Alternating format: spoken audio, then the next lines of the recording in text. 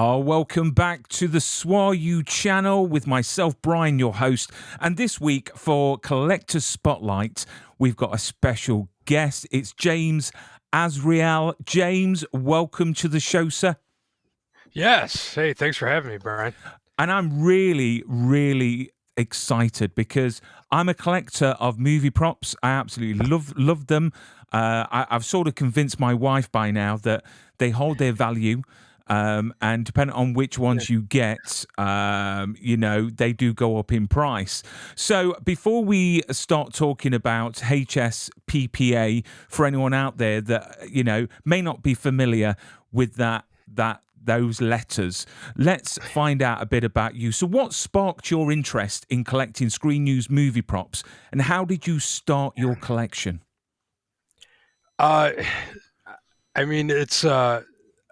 So it's going all the way back. I've just always been a collector. The earliest recollection of this is I don't know, I was 5 or 6 or something, and the family had gone up to Canada, and I had found an ATST action figure, on the peg of I can't remember what it was, probably Canadian Tire, and it had the Tri logo on it and stuff. And at that age, I brought it home from vacation, still in package, and to this day I have never opened it. So something in me wanted to keep that in its package. Like I knew something was up at that age. Unfortunately, it's an ATST driver, and to this day not worth anything.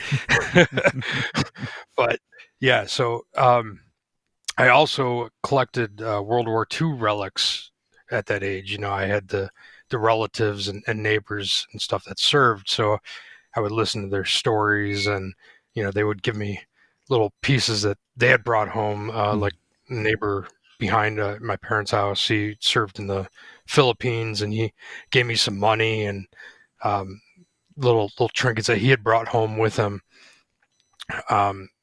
It just progressed. I found replicas. I remember on eBay, when eBay first started, I found a guy in Australia that made Freddy Krueger gloves. And that was a wild one. That was my first dealings with customs and things, and so I had gotten that that glove, and a couple of years later, I just was fumbling on eBay, and I discovered movie props from Jeepers Creepers. And when I realized I could own the actual stuff from the movies, it was. Well, yeah, I was going to say, for anyone watching right now, it's like a game of Guess Who behind you, and I've been looking, and I can see Spider-Man, I can see Lobo, I can see a Teenage Mutant Ninja Turtle, Silent Hill. Literally, the list goes on. So let's talk a bit about that collection, because once you start collecting, and I'm sure that everyone out there will relate to it, is that once you start collecting, it becomes a very slippery slope. That once you've got one thing, you want another thing. And then once you've got that, and then all of a sudden your collection, and it's great to see that you've got them on display, because many collectors will have them in drawers and they never see the light of day. But you do something amazing with your collection. So if you could tell us a bit about the HSPPA and how it came to be. Well, yeah, and you hit it right on the nose there, which is the reason I kind of started the HSPPA, is to take things out from behind closed doors. So the HSPPA is the Horror and Sci-Fi Prop Preservation Association, or HSPA. And I chose horror and sci-fi because I can make any movie fit into either of those categories through some finagling. Fantasy. Well, fantasy is sci-fi. It can also be horror. Disney is always horror. You can always fit a Disney movie into a horror category, so it's just, and I love horror and sci-fi in general, and that definitely does make up a big portion of my collection. But so I'm not going to say the name of the company, but they had come to my house to install a new internet TV service, and they were at my house for this was 2020 early 2015, I think, and they were at my house, I think, like 7 or 8 hours, and they kept calling techs to come. And the reason being is because of what I had in my house, and I was giving the techs tours. So I had like the entire region of the company in my house. Like at one point when they were supposed to be installing these services for everyone else. Um, and I'm an old road dog, touring musician Mm, and stuff. So I had and still have a trailer, so I just understood the road, and I'm like, let's take this stuff out and go to conventions and display it and whatnot. It was a bit of a hard sell at first. Like I remember the first convention I spoke to, um, or actually most of them, and it still happens now. They're like, "You want to do what?" So it was. I kind of had to do it to show what it was I was talking about, mm, and the one in particular, Flashback Weekend in Chicago, which is we're coming up on our well, because of COVID. So I think it's like our ninth appearance there, beginning of August. They were the first to immediately embrace it. As Mike and Mia Kurtz, who run the show, they own a drive-in in the area, and they do this convention to kind of support the drive-in. So they get what this is. They love movies, and then seeing what I do, because I'm not just bringing it out and being, hey, look at my collection. It's we're presenting it, mm, and we give the experience. So and it's not a matter of like, hey, just reach in and grab something, but if you want to see like Jason's machete, I will take it out of the case and let you hold it and take pictures. you know when we put the Harry Potter robes on anybody, you just see it on them, like they're becoming a Hufflepuff in that moment. We've had um, little kids to grown adults just break down in tears holding a wand or putting on a robe or Wonder Woman's tiara, so I'm, it's I yeah. mean, it's great that you're making that connection with these people from the movies, to the convention goers. And what I'm really shocked at is I don't know what it's like in the States or Canada, but in the UK, we don't really see much movie props at these conventions. It's all autographs and the guests, which is fair enough. And you've got the traders. But what an amazing thing to be able to go to a convention and actually see, screen use props and have that interaction with yourself. I mean, have you got a piece in your whole collection that is your pride and joy that you just you wouldn't part with in 1,000 years? I mean, I've got nearly 4,000 of those. If you had to choose one. Yeah. It is a tricky thing. There's definitely one in particular. And I think I sent you the photos. It's the Robin Yeah. Williams. What dreams may I'm come. not sure if I've got that one, but that's when dreams. Yeah, what dreams may come. Yeah. And it's his complete screen matched costume from when he wakes up in the painting.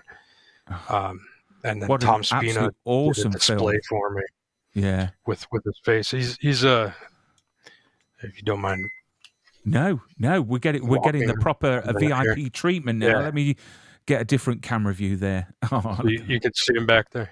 yes. Oh, can I? Yeah, Oh, what an amazing face he had, and yeah, is captured. Is that a custom? I presume that's a custom stand that you had made for that display by Tom. Was it? yeah. Tom Spina made the display. That's actual Robin life cast, face life cast, that was made by Bill Forsh, and then they sculpted the hair onto it and filled out the head, and then made a custom mannequin to fit the clothing, and the display is the flowers, and it looks like the painting when he's standing there. Is I mean, looking behind you, you've got so many iconic pieces from very well known films. Talking about HSPPA and obviously going on tour. Oh, there you go. Oh, that's amazing. Thing is, so to own something we did like books that. too. Oh, wonderful! $30 there. Yeah. Well, we found, because we're a registered not-for-profit, so we don't get paid for these exhibits. We get our costs covered, but we're not there making or charging any money to do any of this. We do this because we love it, and as I say to a lot of vendors at the shows, because they always ask, like, well, how did you do this weekend? Blah blah blah, and I just look at them and go, dude, we get paid in smiles. So, but we found that people are more willing to like donate $10 by buying a $30 book. So. But it's nice that the fact that it's non-profit and these conventions are all about money. But it's quite nice that actually, taking the vendors aside, that you're doing this completely free to give something back to obviously the convention goers, which is incredible. It can't be easy to go to these conventions and move all of these costumes. No. And what are the biggest challenges, when you've got to, say, attend the flashback event in August? Well, right now it's my partner, Craig Champion, the vice president of HSPPA, he's in New Jersey. So he's got to drive out here right now. I don't have a way to hook up the trailer and stuff, and I've had some operations, so me doing it myself has been very limited. So that's one of the biggest challenges right now, is that where we used to be centered off of me, we're now centered off of him, and he's in Jersey, so that has escalated both costs and getting places, but the time and movement and stuff. But setup, the longest it's taken us was 11 hours to do a booth setup, and that's not including driving. That's getting there, opening the trailer door, to the being show ready. But typically, like Fan Expo, Fan Expo Philly, we do a 20-foot by 30-foot space that they give us, and that's usually 6.5 to 7 hours. We've been doing that. Wow. Have you got a favorite convention that you've been to, that you've displayed at? What's been your favorite? Well, Flashback Weekend is always my top. It's one that I went to every year prior, just as an attendee. Just a really cool show. It's horror centric, but it's a little of everything, and retro. But it's intimate with top level guests and panel. The itinerary. I thought we was playing a game then. I had to guess, but I've got to say, I went to Chicago a month and a half ago for C2E2 with SWAU, and it was my first time to Chicago, and what an experience! Hands down, the American cons are on a different level to the UK. Like, literally, they are on steroids. It was enormous. I did 45,000 steps over the 3 days, and did my feet feel it at the end. But what an awesome convention. So how do you acquire pieces for your collection? Where do you get them from? Where do you find them? This is a question I get asked a lot, especially at the exhibits, and my response has become routine, and it's the lame answer is it's what I do. and I've been doing it for 25 years.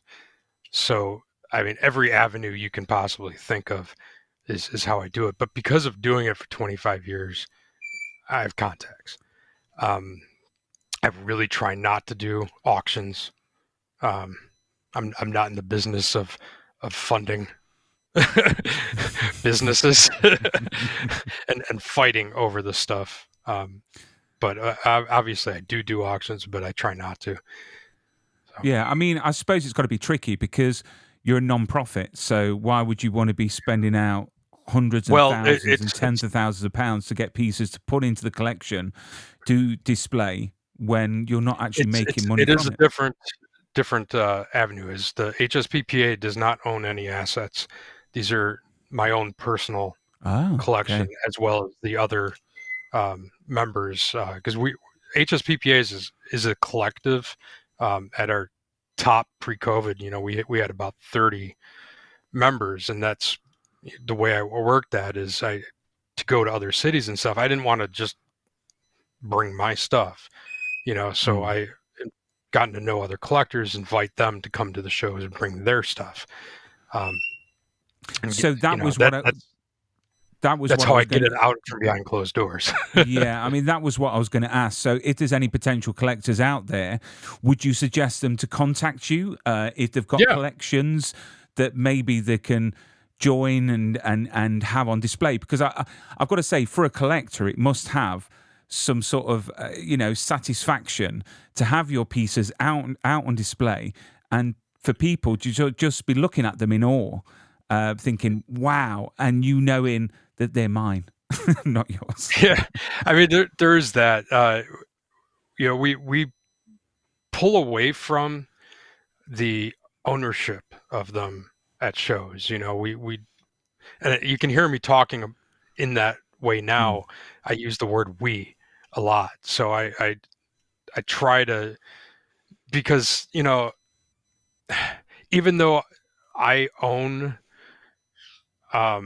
materialistically and monetarily, I own the piece, we all have these connections to these things, which is what makes them special. And I argue more so than music, even film and TV really has an emotional grab on us.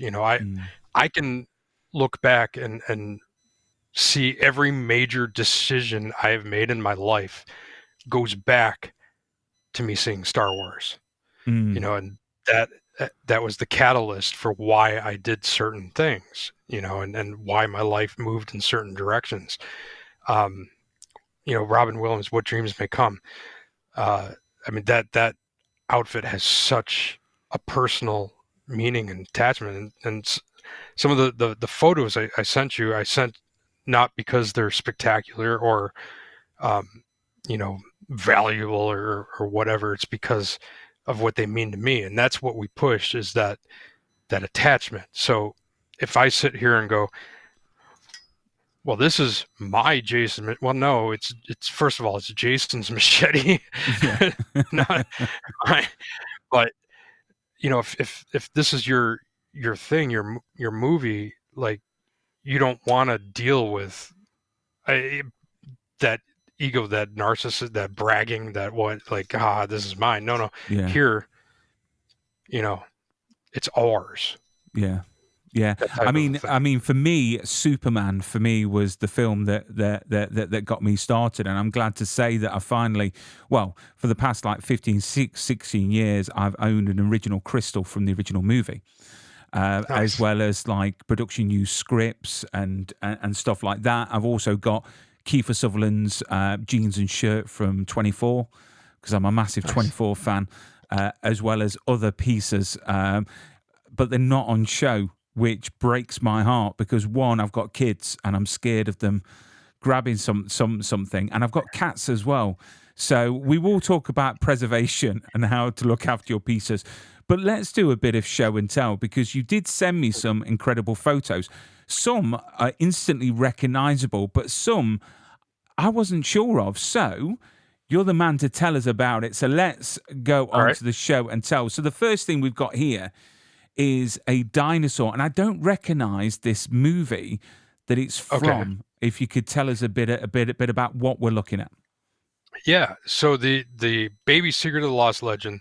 These are actually images I was just mentioning about the personal value. So Baby Secret of the Lost Legend is a Disney movie from, was it 85? Possibly 86. I'm forgetting right now. So this is a maquette of Baby.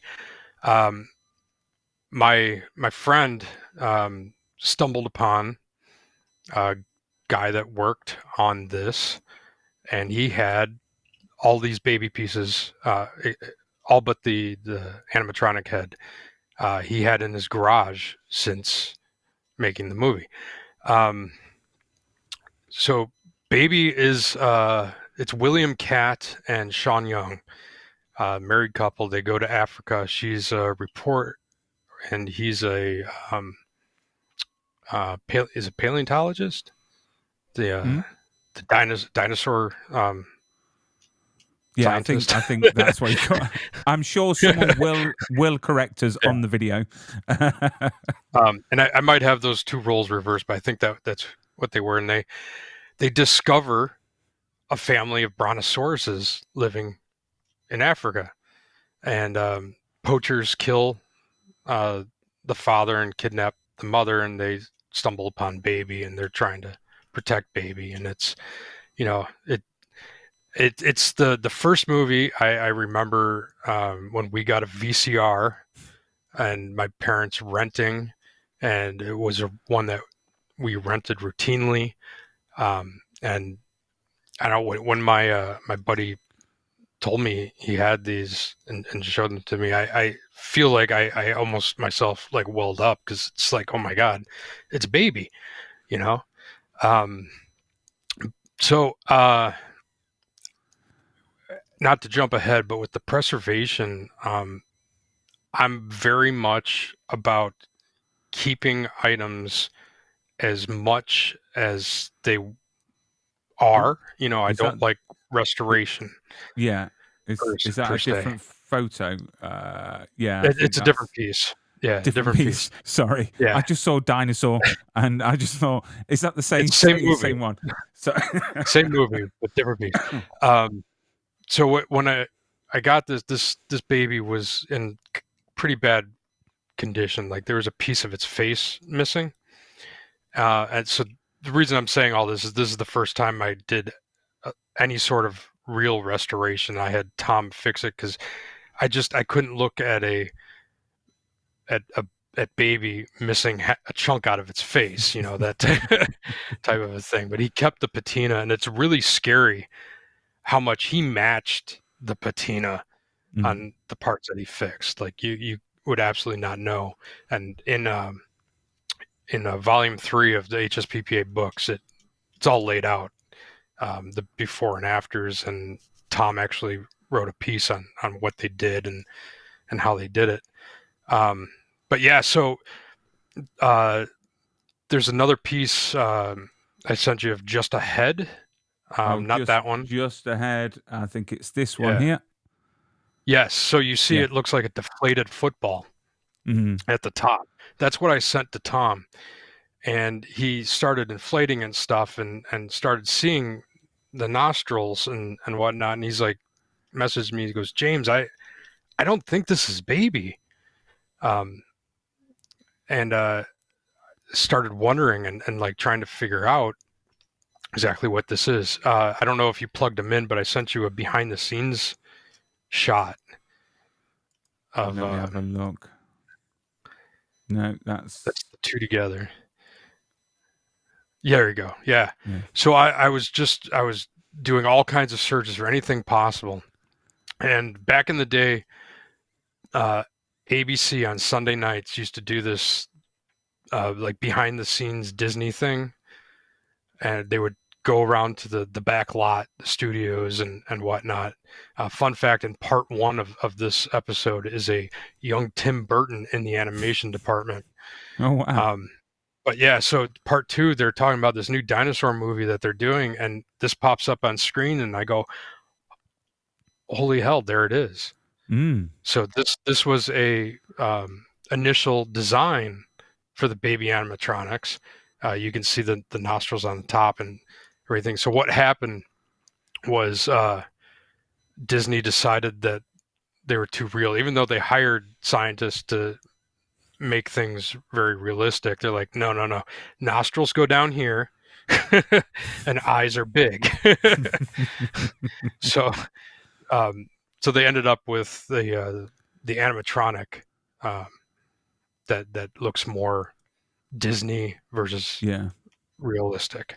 Yeah, that one. So this one actually came from a guy that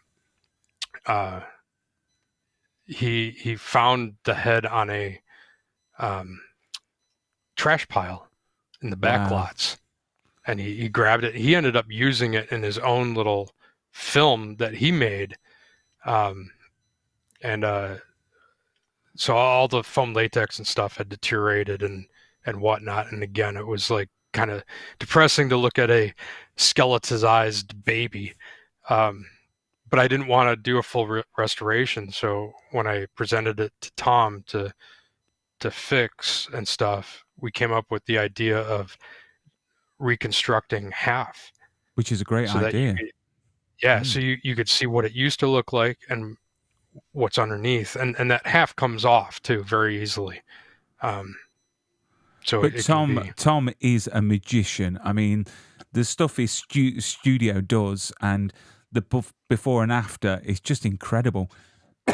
Of the work he does. And you know, especially with certain pieces, if they're made out of foam latex, this is a thing that puts me off collecting anything foam latex. You know, I've got a few props from Hellboy, and the one piece I really loved was the prosthetics of Hellboy and himself. But the foam latex, and I was just very concerned that over time it's going to go brittle, it's going to start falling apart. So I avoided that. But you know, now obviously the technology is there to preserve it and to seal it and to make sure it's as best as it can be for as long as it can be. But the thing is, it's latex and silicone as well. I mean, that's a form of, but they're natural products. They're going to, no matter what you do, at some point disintegrate. Yeah.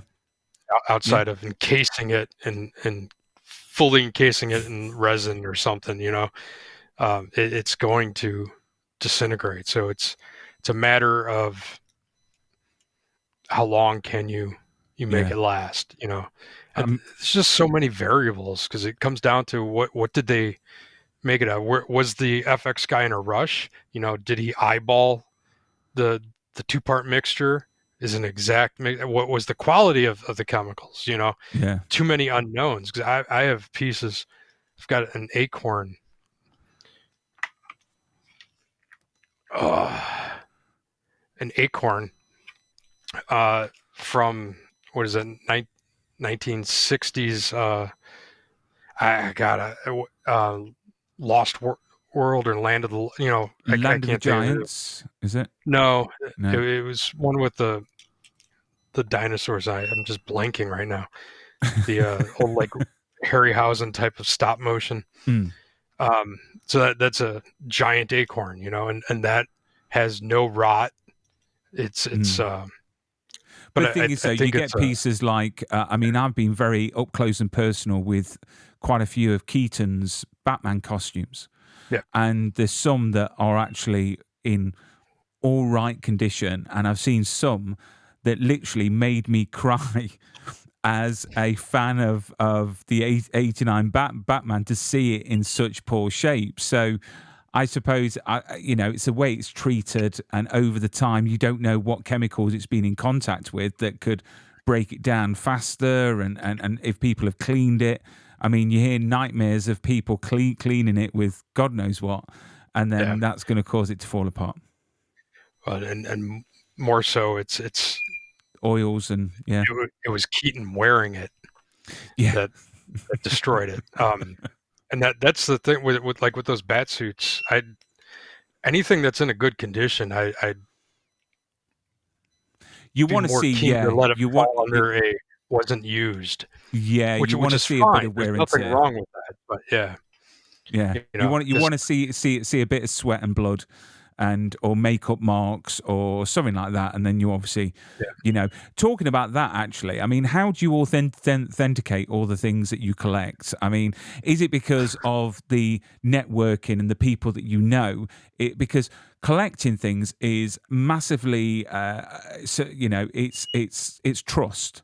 It's knowing the people that you're collecting from, and you trust them in them saying exactly what it is, and it's from that film. I mean, do you do any like screen matching, or is it a case of just trust from the people that you know?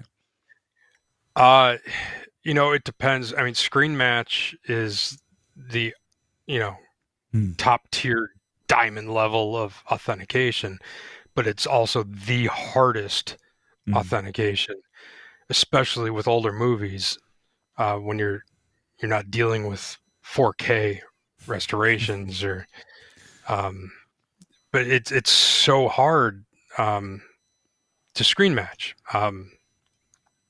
because of all those reasons, and having the right technology to be able to go frame by Mm. frame or something. So I mean, there's so much uh, trust and prayer in this hobby, Mm. but it's knowing what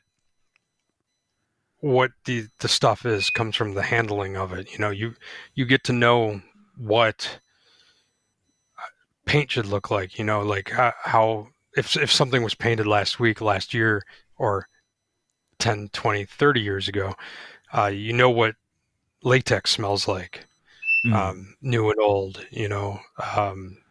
You can feel it. You can see, as you said, some makeup, some sweat, um, and that's a difficult thing with this hobby, is that usually you have to make decisions on pictures and not in your hands. Um, so yeah, I mean it's very Yeah. anxiety ridden.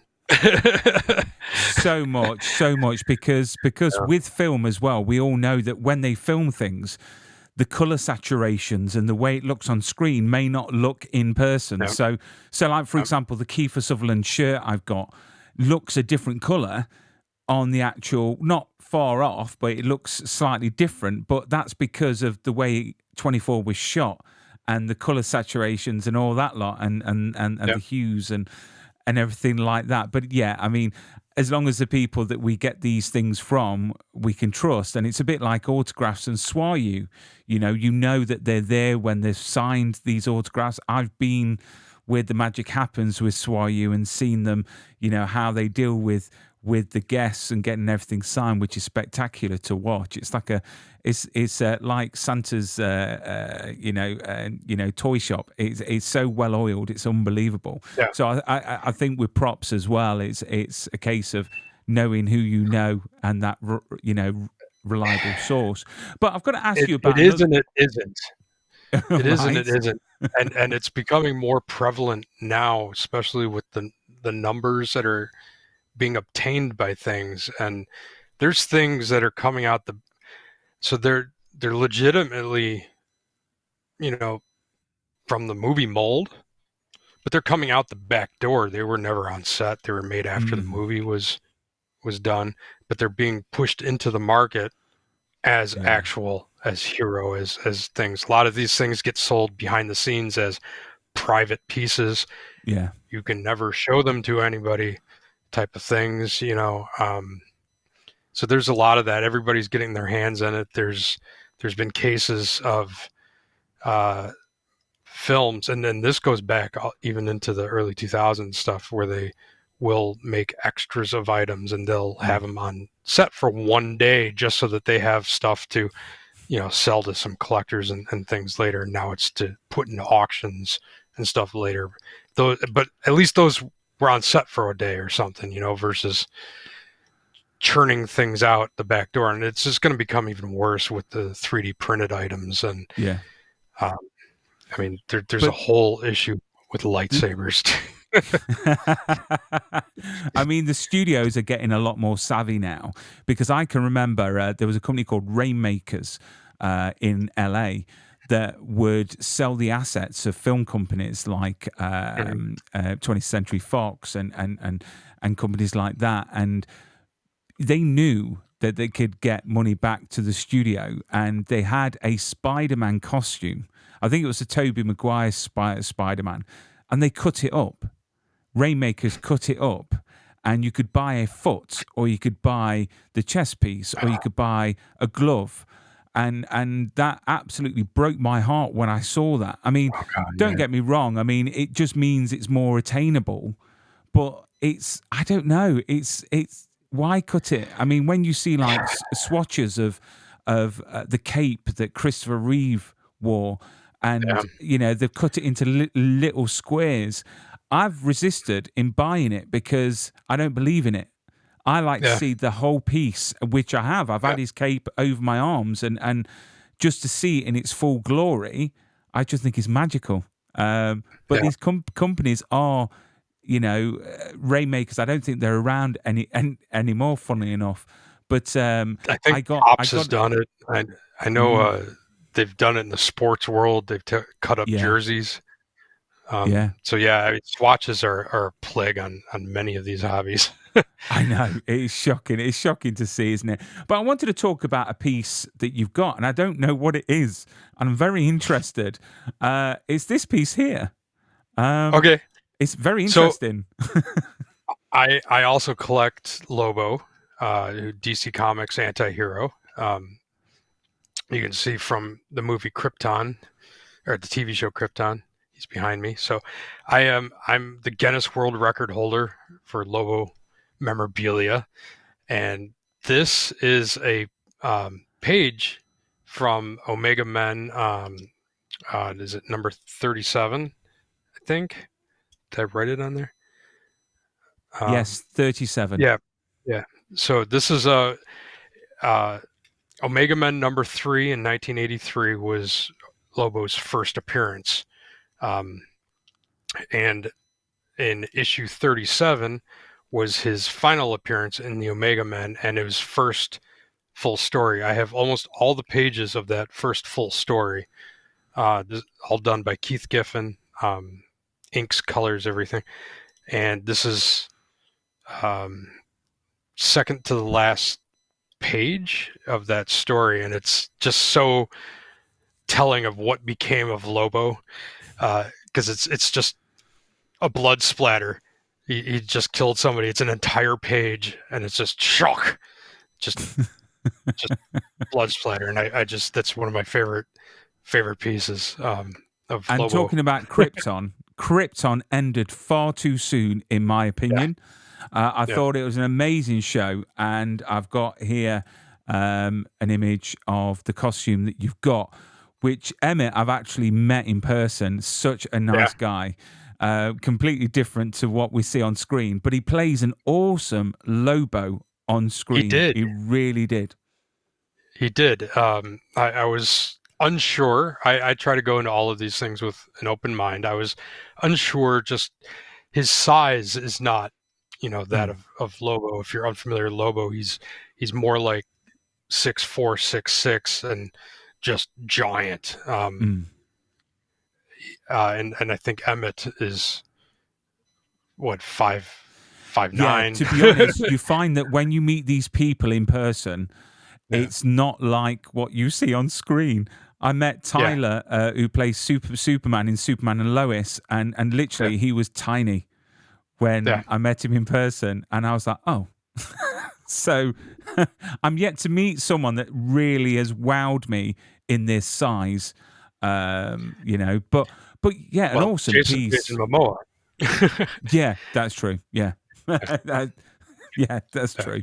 But yeah, I mean, an awesome, did a spectacular job. Sorry, what was that? Emmett did a spectacular job. And then talking about your Guinness Book of Records, there we go. It's a picture of the largest collection. I mean, what is it about Lobo for you that really, gets you excited, gets you passionate about the character?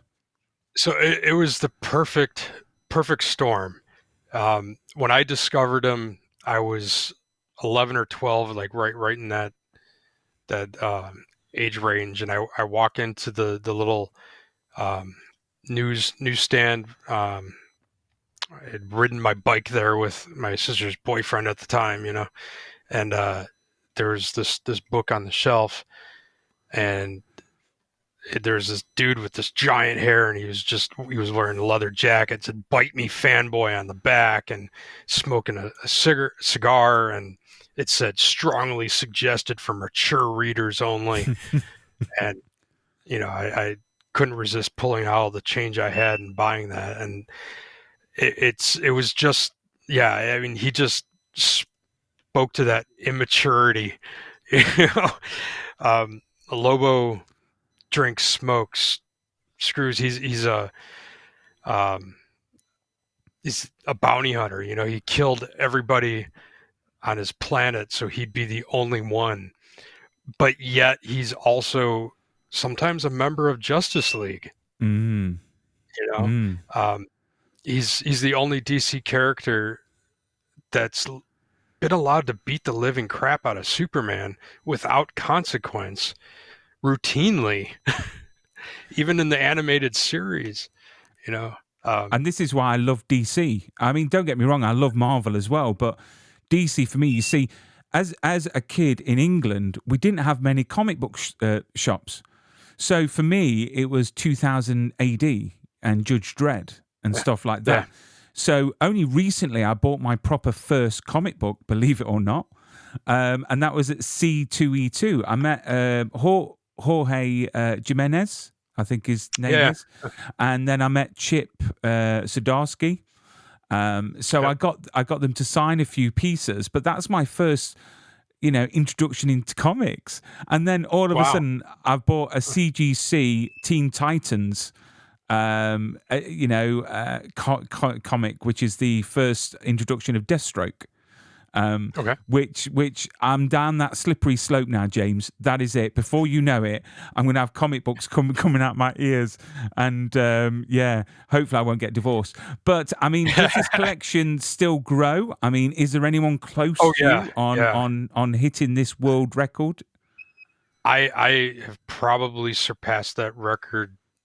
I mean, I have not counted, but I wouldn't be surprised if I was closer to 1,000 more pieces since I got that.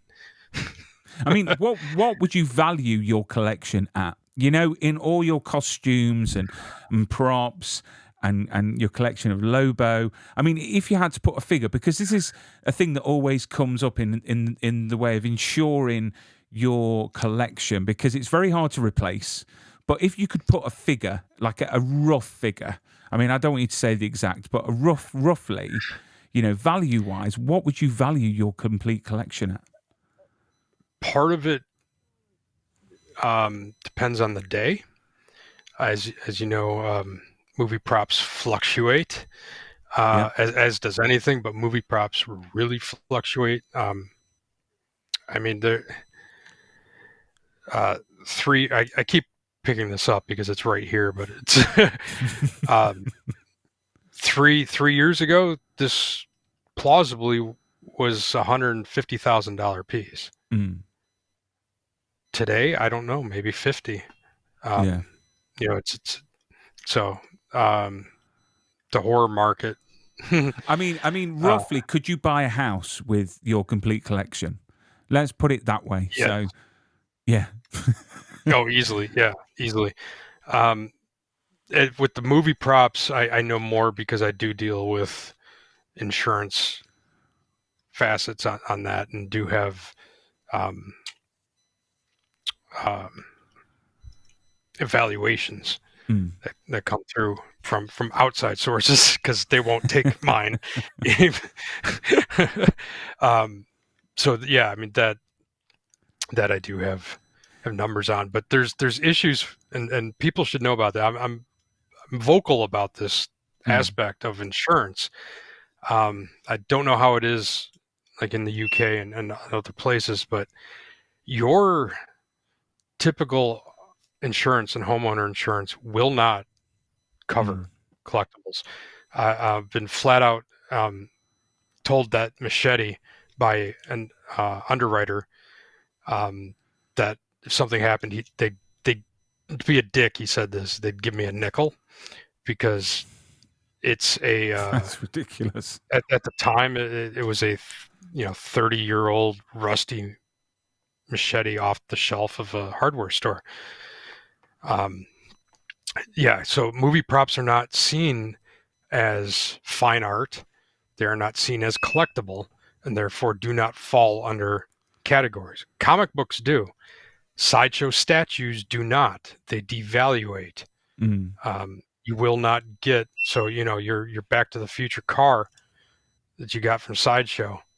Hey, it's going for what I'm just grabbing something out of the wind here, so I don't know these numbers precise. But let's say it's selling for $2,000 on eBay right now, and you had paid $600. You're not getting $2,000, and you're not getting 600. You're getting a devaluated price based on when you bought it and that is crazy to think that. Yeah. There are props out there that sell for over $1 million, and there is a massive market, but yet for our protection, if anything happens to them. But I've got to say, God forbid anyone ever breaks into your place, because one, are they going to be very surprised, and two, imagine being attacked by someone with the actual machete that was used in one of the films.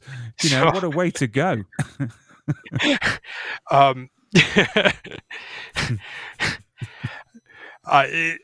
You could see it's crowded behind me.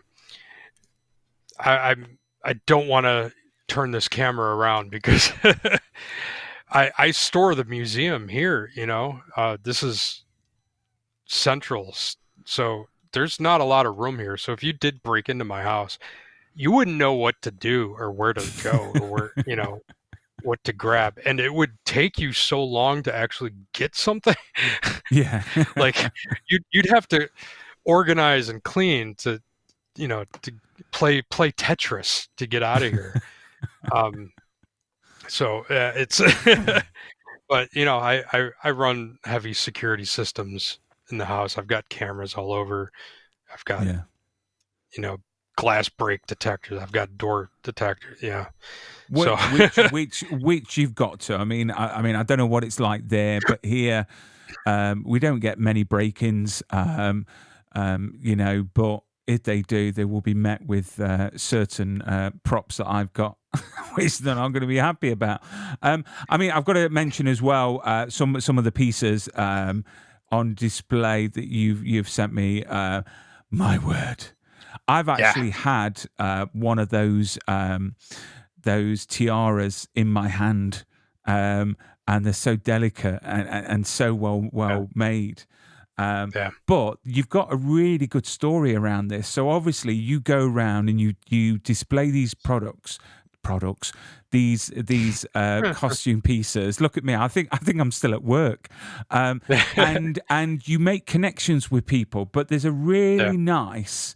Let me find it here. There's a really nice comment that someone's put on saying, yes, I absolutely cried. This was my first convention I've ever been to, and damn, I don't think it'll ever beat this, which I presume it's this picture here of the woman that's, let me see if I can find it. There we go. I presume it's that woman there. I mean, it just shows the connection and the effect that HSPPA has got on people, and the fact that you're taking it selfishly, is that the word? Where you're not making any profit or anything like that, but yet you've probably made a convention, because she's obviously taken time in dressing up as Wonder Woman and seeing the actual screen use, and I gather she's got it in her hands right there. Well, she's got the lasso in her hand and she's wearing the tiara. That is a photo opportunity. I mean, when are you going to get a chance to do that? Do you know what I mean? Because these people buy these props and put them behind glass, put them on display. Yeah. And fairly to a point, because I don't know if there was an auction this past weekend with a urethane version of that tiara that went for $80,000. It makes you rethink sometimes what you're doing. But yeah, that's I don't know. Look at that smile. Yeah. I think Yeah. that's worth way more than Yeah. The it. thing is, You we know, only live once, monetary. and we've only got Yeah, one chance on this earth to make a difference yeah, and to make memories. I strongly believe we are memory makers in whatever we do, and what we do, not to quote Gladiator, but what we do in this life echoes in eternity. So the fact that you're doing this, and she's probably gone home and absolutely spread those pictures on social media and everything like that, which is incredible. But yeah, I suppose you've got to question yourself if it's worth around £80,000 or dollars. How many times would you let someone put that on their head? Because it only takes yeah. that one time for it to, yeah. To snap. Yeah. Well, I mean, and from the beginning, you know, I generally put it on your head, because Very carefully. if something did happen, I did it. Mm. I don't want that pressure on anybody else. Yeah. um, and there's adjustments, and Wonder Woman is well. Actually, if you look at her right hand, she's holding the lasso. She has a white glove on. Um, that's because those lassos were painted. So, cons, you're sweaty, you're blah blah blah. Mm. You'll start pulling the paint off. So, I mean, we're not like here, with everything. Everything is very carefully done and cared for and supervised. Yeah. But I would much rather, you know, have her wear that tiara and have that memory and everything than for me to not bring it out. I mean, if someone's gone to that much effort to dress up as Wonder Woman, the fact that you've done that, Yeah. I mean, I presume that you're not going to there isn't a line behind her of 1,000 people No. wanting to put it on. So, which is fantastic. I'm just looking at the time, so I'm going to go through a few other pieces. This one here is a character that I actually really love in the Star Wars franchise, but has been given a lot of flack, which is Jar Jar Binks. I I love love Jar Jar Jar. Jar Binks. I love him. Everything Love him. about him, and I'm sure people are going to be watching this now, going, "What? what?" But yeah, I mean, where did you get this piece from? It's a quite a good, size piece from the Yeah. actual production. So this was an auction piece. Okay. Yeah, it hurt a little, but not horribly. Because it's weird. People scream and moan about Jar Jar Binks, but then you have to fight them in auction still. Well, I don't, like Yeah. I should have gotten that for nothing. I love Jar Jar. um, but but yeah, it's just so cool. I just Ahmed Best doesn't get the credit he deserves. The what he did as Jar Jar. I mean, they were literally creating the code for CGI. The Hmm? motion capture as they made the movie, Yeah. as they Yeah. shot it. He pioneered Andy Serkis's career. Yeah. So Yeah. and so many And others. I don't care what anyone says. I love Jar Jar Binks, and Yeah. I want him to come back into the franchise some way or form, because they like to flirt with that line at the moment with a lot of things in the franchise. So it'll be quite nice to see Jar Yeah. Jar Binks back Yeah. again. And then one of my favorite movies, Darkman. Oh, Yes. what a great Yeah. film. Liam Neeson in it, amazing. And you've got the costume there. I think you've got a picture with, is it Sam Raimi. Sam Raimi, yeah. Yeah. Yeah. Just there. I love Darkman. I love Uh, him so much. That's my superhero, man. You know, I I joke around that I'm gonna be buried in that costume. along with other like random things, like I've got an ice cream cone gun from Clint Howard's Ice Cream Man movie. So I just want to be dug up in, 200 years from now and be like, what the hell was going on in this society? Exactly like an Egyptian, surrounded Yeah. by all their like money and everything. You're just going to be surrounded by this catacomb of Weird props and stuff. costumes Yeah. and yeah, why not? Why not? And then Yeah. obviously we talked about Freddy versus Jason. Oh no, we didn't. Yes, we did. No, we didn't.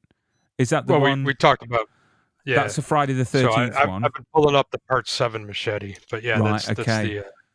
the verse, the hero one. So that was used in the scene that I have the pictures of right there. Which, I which have a few again, Jason really good machetes. film. A Yeah. lot of people again with the Freddy and Jason franchise. Obviously, the crossover. I thought they did it really, really well. And I Yeah. love Robert England. I think he's a great actor. I remember meeting him, being in line, and he was doing the Freddy voice for people. And there's something obscure about hearing it in person that puts the hairs at the back of your neck up. It's So incredible. that convention, I keep mentioning Flashback Weekend. They did the very first time Robert came to a convention and did the makeup and stuff. And Mm. I went to that, and it was so surreal walking around the curtain to Robert in full makeup, and he's doing the voice, and just standing there with Freddy. It was just surreal. Yeah. I mean, it's crazy to think that people. I heard in an interview that one of the most watched films, this is years ago, in hospitals was Freddy, the hospital one. The Dream Warriors. And I was hmm thinking, really, of all films to watch in a hospital. So what is your future plans for HSPPA? Where do you see it in like another 5, 10 years? What's your end goal with it? Um, you know, it, I like doing the conventions. I like going out, meeting Mm, different people, and presenting this to different people all the time. I I co-own a bakery outside of Phoenix called Spooky Swirls, where we have an exhibit of movie props in the bakery. It's a horror themed bakery, um, and that came out of HSPPA. My other partners are members of the HSPPA and collectors, and two of them are chefs and they live out there, which is why it's out there. But they wanted a bakery, I wanted a museum, so we kind of got together and formed this company. I had a standalone museum in Vegas called Synologia. COVID killed that. mm, But it's hard to do this in a standalone location. That's what I would prefer. So I could just have it all in one place, sit at a desk and just give tours and stuff, without having to set up an exhibit for 8 hours and work a show for three yeah, days. And but it's not uh, the most viable option because you've got to bring people to it. yeah, yeah. Of course. Um, I don't know. I like to travel and do that. So yeah, I like the way HSPPA works and that Yeah. aspect. Um, what we're doing Comtropolis, if I get that, Comictropolis in New Jersey, mid July, uh, and that is a test show for us, by the showrunners. The showrunners that run that show run Rhode Island Comic Con. So if things go well and they like the feedback and how it goes, we should get Rhode Island Comic Con, and that's kind of what I'm aiming more for. COVID kind of pushed this as well. I Mm, mean, before COVID came, we were doing 20 to 30 shows a year. And I'd do anything and anywhere. After COVID, that dropped severely. So we're definitely picking and choosing, and as well as the shows are. So we're not just doing any random thing. So I'd like to get into some of these bigger events, and we're dealing with the concept that the shows have of they'd rather sell that space that we take up, and make those few $100s off of a vendor or an exhibitor or something, versus have us give that experience to their patrons so they go home with something more than just the knowledge of how much money they spent at that show. Because it's gotten outrageous with what you're walking into. So I think the key is everyone watching, if you want to see HSPPA, your big Comic Con, contact them and let them know on social media. I think that's the best way. But James, you've been a great 100%. guest. I'm going to put all the links at the bottom of this video for all the viewers to go on and check out your socials. I want to thank everyone watching for watching the video. Please don't forget to hit subscribe, like the video, and share the love. But James, thank you so much. Would love to have you back on fun. again. Yeah, it was. Yeah. And do you know what? Yeah. I've learned something today. HSPPA, the Horror and Sci-Fi Prop Preservation Association.